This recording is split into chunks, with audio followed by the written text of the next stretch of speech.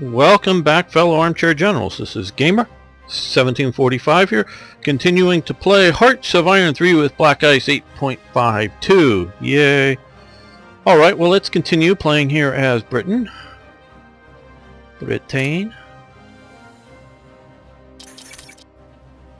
Oh, we just got a major victory. Excellent. Where was that? Oh, good. Looks like we're holding the line.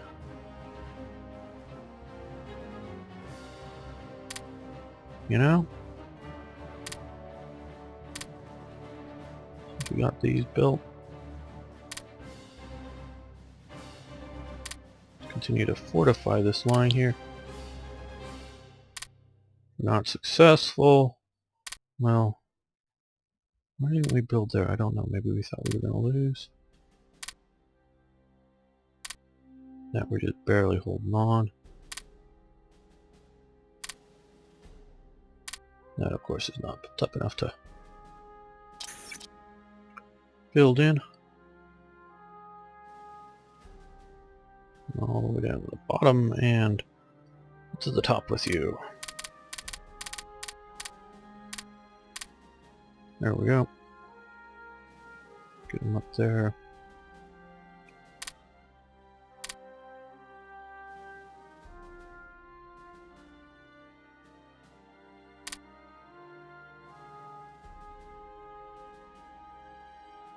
And of course the real exciting action is happening over here in Italy. Okay. Yeah, they're holding Rome just to make sure we don't get a breakthrough.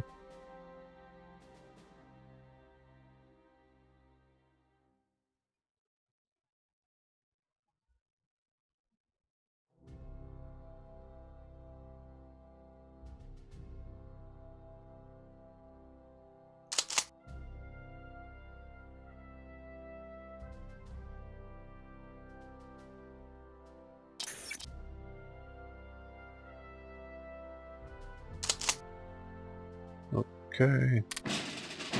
On board. On board.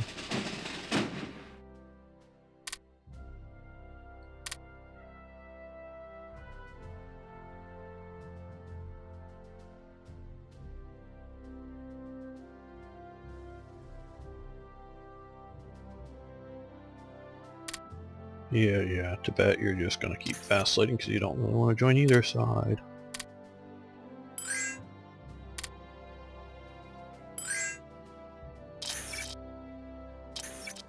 Uh-oh, they lost the Oklahoma. And RAF regiments. Wings for Victory, Royal Air Force. Okay, it became clear that the Army, with its resources severely stretched, might not be able to cope with added burden of defending RAF airfields and installations, and it was decided to form a new corps to specialize in defense operations to secure airfields from attack. And so, by the royal warrant from King George VI on the 1st of February 1942, the Corps of Royal Air Force Regiments was officially formed. Form regiments, supply manpower loss, get regiments key bases. How are we doing for manpower? 60. Yeah, we can afford the 50 manpower. Let's go for it. New battle commander. Yes, great. And Lieutenant General Frederick E. Morgan appointed as Cossack. That's how you say that. Lieutenant General Sir Edward Frederick Morgan KB, or KCB, was a British Army officer who fought both World Wars. He was best known as Chief of Staff of the Supreme Allied Command, Cossack, the original planner for Operation Overlord, a graduate of the Royal Military Academy Woolwich. Royal Military Academy Sandhurst is the more or less the equivalent of West Point, where the Royal Military Academy Woolwich is the long-term headquarters of the Royal Artillery and the Engineers. So I'm guessing he's an engineering officer, because I don't know if they still had... by this time, the British Army changed over the years, and I'm not a specialist to know, saying he's a graduate of that academy. I'm guessing that was before World War One. So it changed over time. The artillery and the engineers were sort of a separate, almost an entirely separate army, if you will, from the British Army during the 18th century. I sort of know the 18th century up to the Napoleonic era fairly well, and they were very different organizations. You didn't move back and forth between them. You were one or you were the other, and it was very different. Now, by this time in 1940 something, I have no idea how integrated or separate. I presume much more integrated, though. I could definitely see artillery officers to some degree, and engineering-based officers with their specialist degrees, as opposed to, they both know combat stuff, if you will, but that's sort of simplistic, I know, saying combat stuff. Let's send them. We have some rebuilt. I know I'm interrupting myself. Not you. There we go. See if we can base character, yes. But you know what I mean by military leadership and basic combat tactics and other types of things on the one hand, versus how to be an engineer, which is its whole, and I don't mean just like a combat engineer, I mean a full-on engineer, and how to do engineering and build bridges and build buildings and all of that is a whole other specialty that a standard, at least at this time, a standard British Army officer wouldn't have any training in at all, at least not from his military days. So that's why they're separated between the Woolwich and the Sandhurst Military Academy. So that's my understanding. Could be wrong, but taking what I know from a couple hundred years before this, well, to 100 years, sort of the Napoleonic era.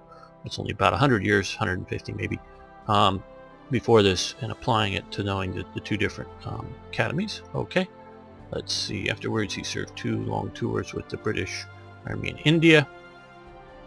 Sure, and that's different than the Indian Army. That's the British Army in India. I don't know how much talked about this in this series, but the there was the Indian Army, and at this time, I think, again in the 40s, you could have some half-caste officer types, meaning, part, and we don't use those terms really anymore, but they did back then, and so you have to understand the way they thought. But those would be, part British or English, and it could be Scottish or Irish too, of course, and part Indian. Officers in the Indian Army, I think they were getting some of those, but sometime prior to this, all the officers in the Indian Army were British, not necessarily British Army officers. They were just British officers in the Indian Army. Now, you go back far enough to the days when India was not part of the British, run by the British government. It was run by the East India Company, and status has changed over the time period. You go back far enough, you find full-fledged officers that were Indian. It was more once the British government started taking over more and more. They eventually got rid of all of the Indian officers, or they died out. They didn't hire new ones, and so the Indian Army was basically an army made up of Indian soldiers, NCOs, with a British, if you will, because I'm saying that to mean more than just English, officers commanding them. Not exactly sure how much, or most, and it changed a little bit I think over time, how many of them were part of the British Army at all, or just part of the Indian Army. But after the Indian Mutiny, 1840s, 1850s, sorry, I'm lousy with dates. The Indian Mutiny, which obviously was a mutiny of the Indian Army, or significant units, and it's a really, in my opinion, a really shameful period. I've had a few Indian viewers, but the killing of the women and children, I know I've talked about this before, but was, in my opinion, just really shameful. It's one thing to rebel against the military oppression, it's another thing to go out and kill their families. But enough of that. Once that was over and put down, it was decided, I think about 1/3 of all the battalions serving in India were going to be British Army battalions. Okay, so 2/3 serving with the British Army in India. And see, I take that as to being a specific term if it's used right. So what these were, and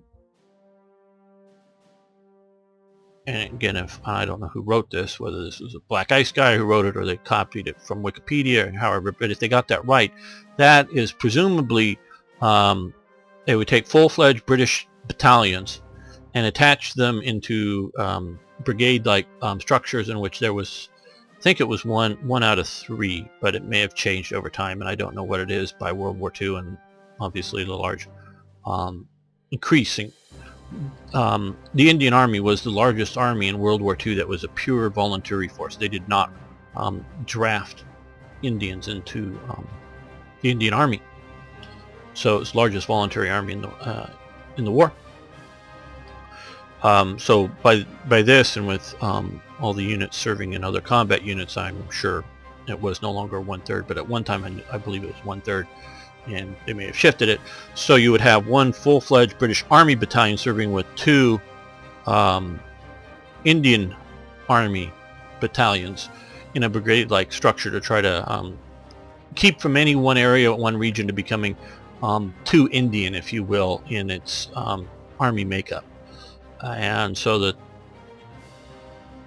there were officers that were part of the battalion sent over for a while. I think it was like 10 years, or it was like 10 years for a while, the service duty. So they would slowly rotate in and out of India, so that a battalion wouldn't sort of go too native, if you will, and too distant from the rest of the empire and the rest of the British Army.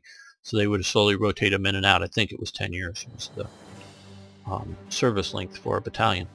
And so either presumably he was serving with that unit, or there were also, I believe, higher, brigade commanders and higher echelon officers, as well as staff officers, that would be full-fledged British Army officers just serving in India, as well as, to my understanding, there was a Indian Army structure, again, basically made up of British officers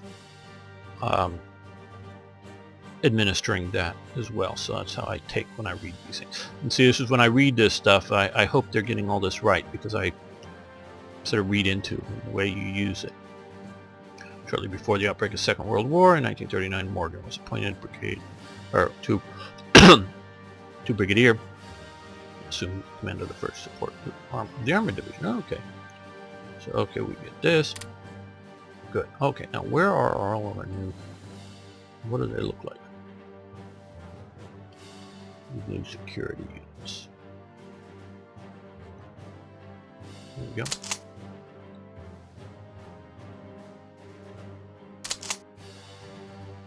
Okay, are they all here?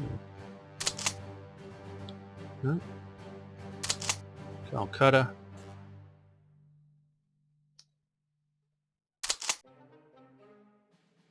Okay, well, here we get here.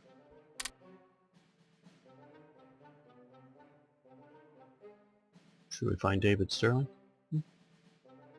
So I see the commandos there. Armored car. Just a garrison. 4th is. Oh. We've got Malta back, do we now?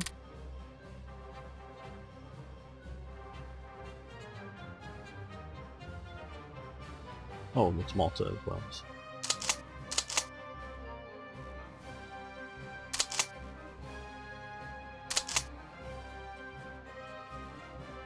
Okay, cool. We might as well do these guys.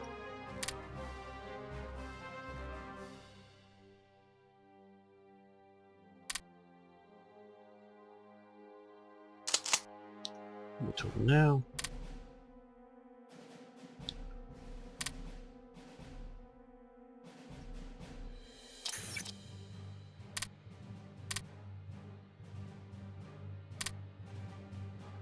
Yeah, I know too much about history. I hope I'm not getting too far into the weeds with some of this stuff.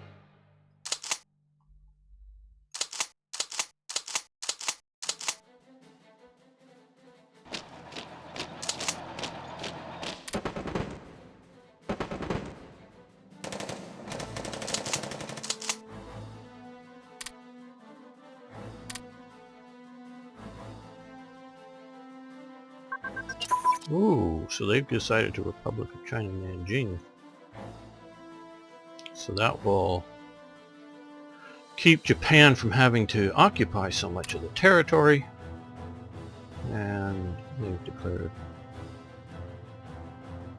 war on the Republic of China. Okay. And submarine torpedoes are advanced.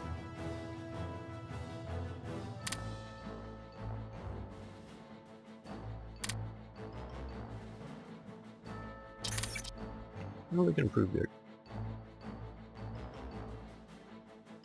guidance.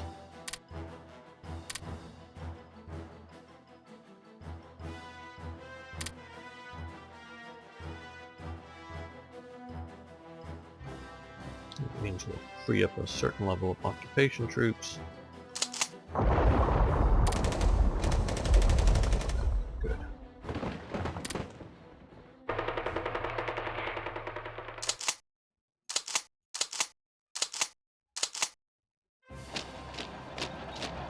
Let's see if we can get there. Some sort of, okay, you're here now. Let's see what we can attach you to, okay.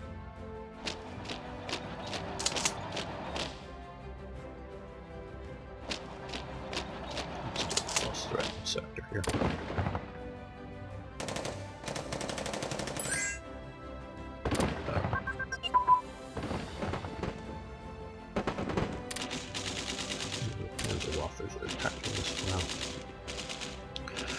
Give more territory over to them, and divisional HQs have advanced.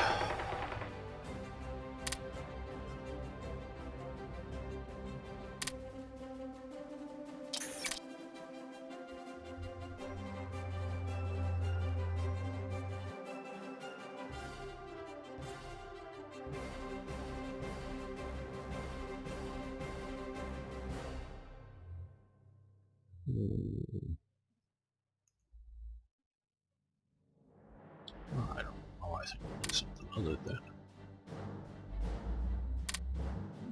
a 44 tech right now. Yeah. Go a bit faster.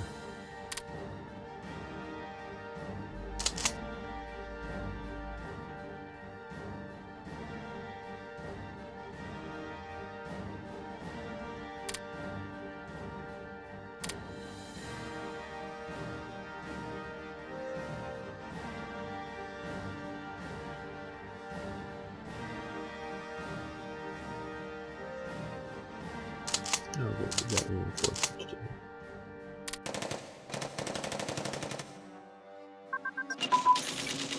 Okay, now Army HQ, Army Group HQs.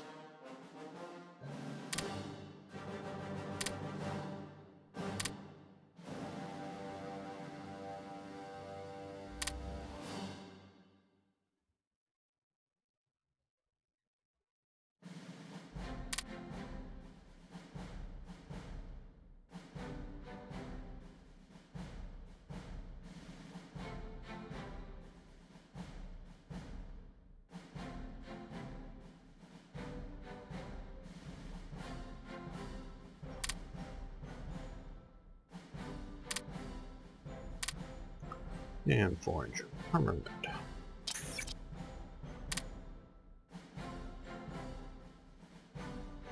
It's grayed out for us, okay. And aircraft prototype evaluations. Now, is that here?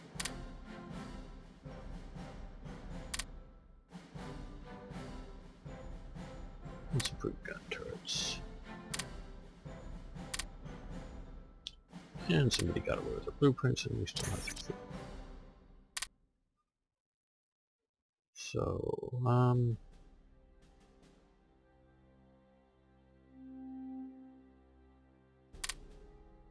there we go.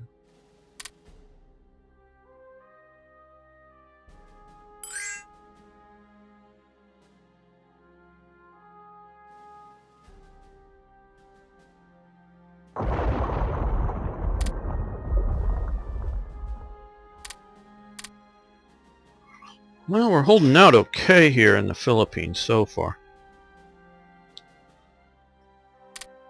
In my opinion, any sort of holding out in the Philippines is doing good.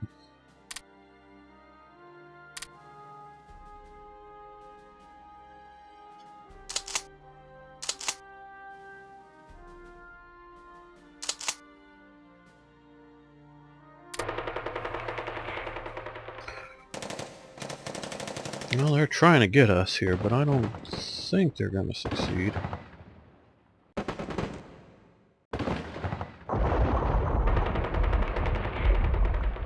Take us out of the port. Okay, and we just got even more. Well, those are American, aren't they? Yeah, okay.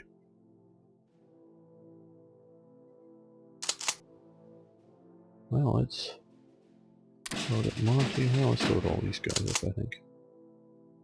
Oh, they're not all going to fit. Okay. Let me get a couple of headquarters up there. Maybe a bunch of headquarters.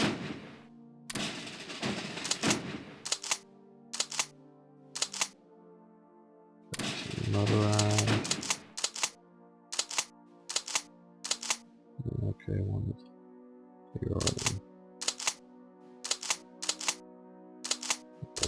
somebody small enough to fit. There we go. Oh, the Polish.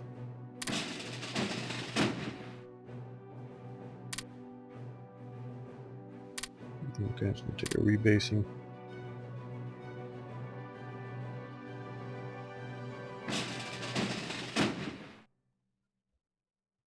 Let's move these guys down here to pick up.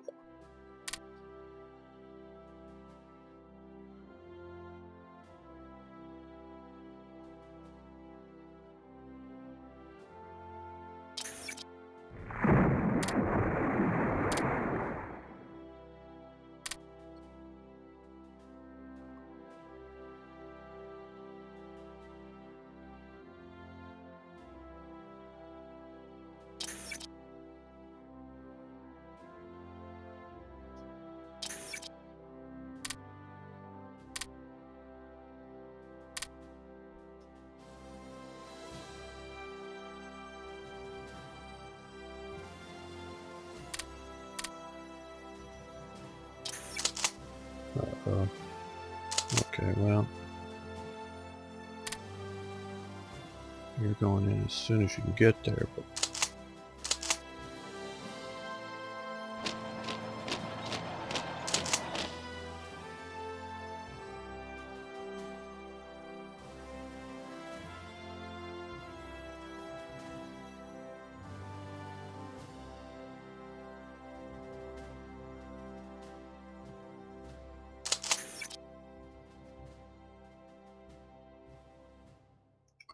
let's see what we sell. Well, it's hardly any, but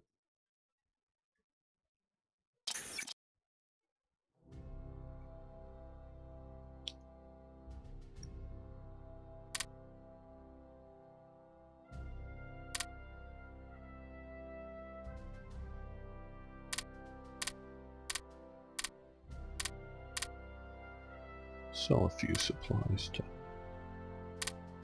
the US. Hopefully get this over into the positive.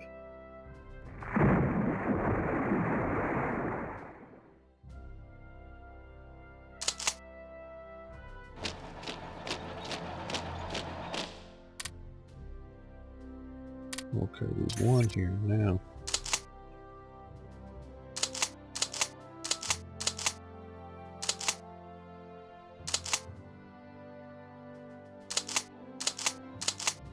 These guys are just so weak, so I'll send those into the attack there.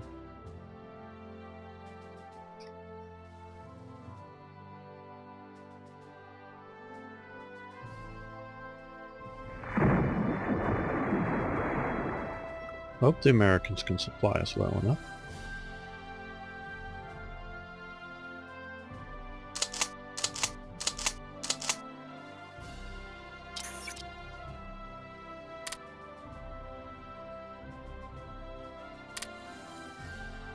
Okay, well, we can expand our production some more.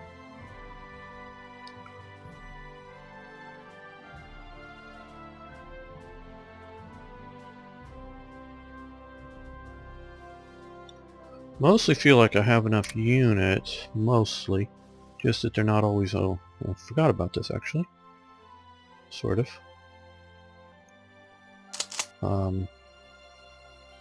They're not necessarily in the right place.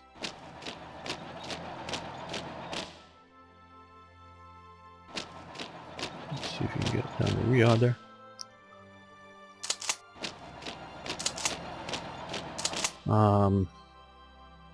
So I don't so much think I want more units, ground units.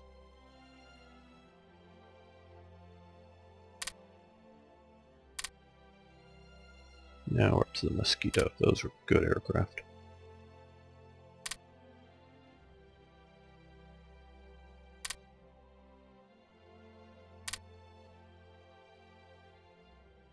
There we go.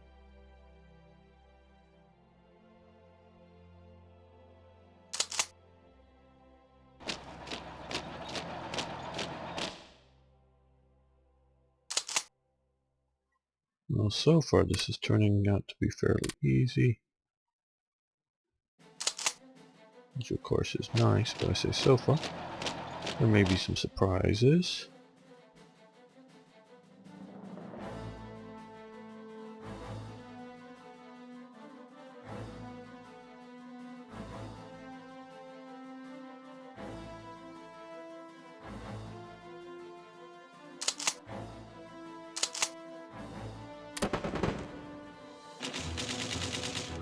Well, they're hitting us with a lot here.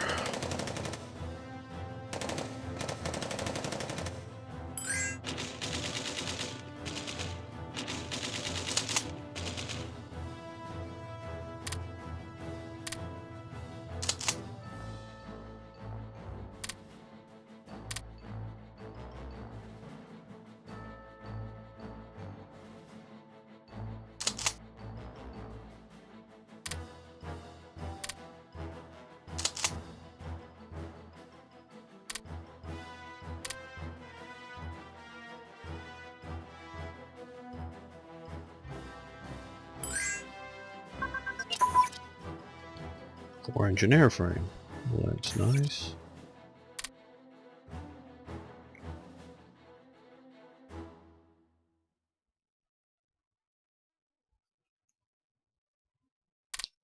Did say we could improve our cargo hold, so let's do that. More supplies transferred. Larger paratroop units. And commerce, defense, advance. That is most excellent indeed. And even though we're pushing ahead, time-wise, we'll continue that because I want to get that done. Deal with the submarines a little better.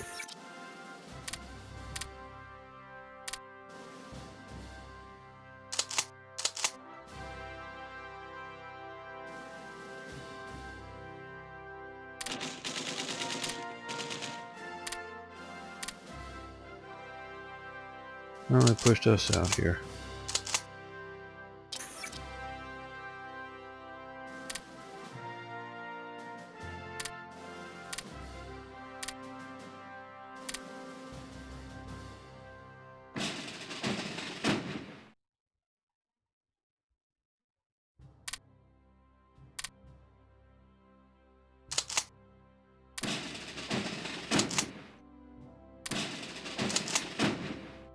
since I think it's rather a good idea to secure that forward port, I'm just going to bring all these guys into there. However many fit. Maybe it's all of them. Yeah, it's unimaginative, but let's just go there. These guys are going to change to come down to here.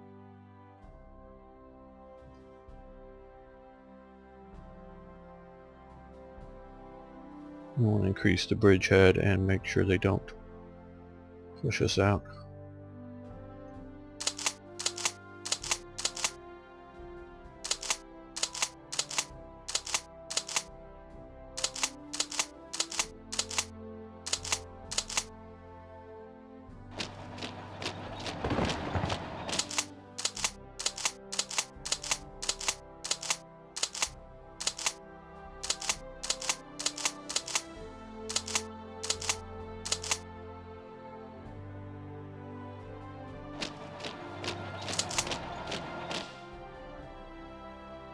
Get up to a closer HQ. Yeah.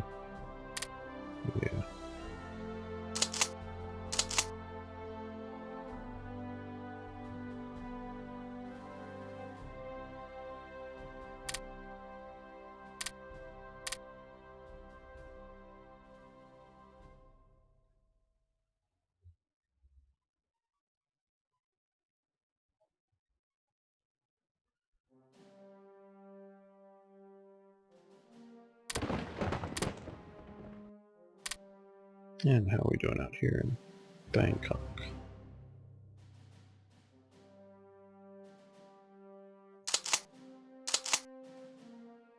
No, we might just beat him to there.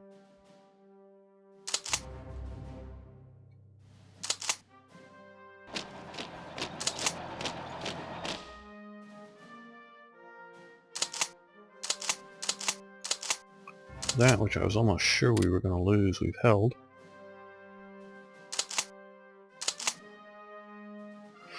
Now, if we can get these two units in two divisions, I think that'll hold.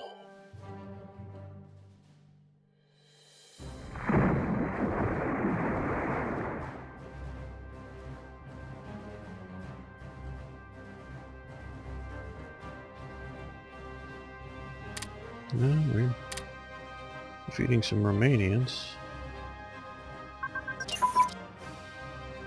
Okay, frigate destroyer escorts. Okay, one and done, so we've done that. Let's see what would be good here. Well,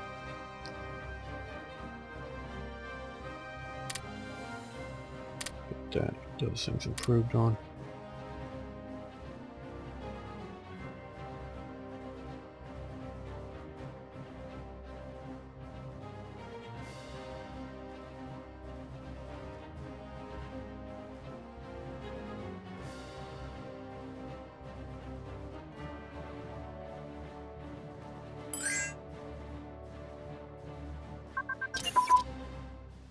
Large fuel tank. I need to complete our... Yep, so now let's improve heavy bombers.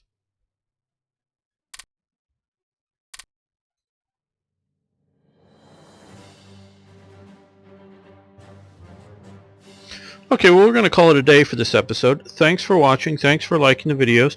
Please go tell all your friends, or pretend you have friends and pretend people are your friends, and just tell them why they should come and watch the channel. I'd greatly appreciate that. Thanks so much. See you next time for more Hearts of Iron.